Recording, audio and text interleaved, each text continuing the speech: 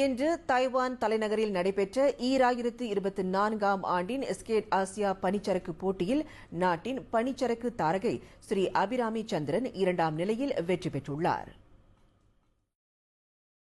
14 வயதிற்குட்பட்ட ஃப்ரீஸ்டால் பிளாட்டினம் பிரிவில் 2ஆம் இடத்தை பிடித்து அவர் நாட்டிற்கு பெருமை தேடி தந்துள்ளதாக ஸ்ரீ அபிராமியின் தந்தை சந்திரன் பாலகிருஷ்ணன் தெரிவித்தார்.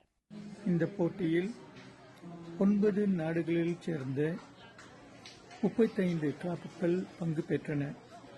கடந்த 2ஆம் தேதி ஆகஸ்ட் ஆரம்பித்த இந்த போட்டி நாளை நிறைவடைகின்றது. இவ்வாண்டு நடைபெற்ற 4 அனைத்துலக போட்டிகளில் சிறந்த அடைவு நிலையை அடைந்த அபிராமி எதிர்வரும் செப்டம்பர் 2ஆம் தேதி ஹாங்காங்கில் நடைபெறவுள்ள 2024 ஆசியான் டிராபி போட்டியிலும் கலந்து கொள்ளவிருப்பதாக சந்திரன் கூறினார். அப்போட்டியில் தங்கப் பதக்கத்தை வெல்ல வேண்டும் என்ற நோக்கில் ஸ்ரீ அபிராமி பயிற்சிகள் மேற்கொண்டு வருவதாக அவர் தெரிவித்தார்.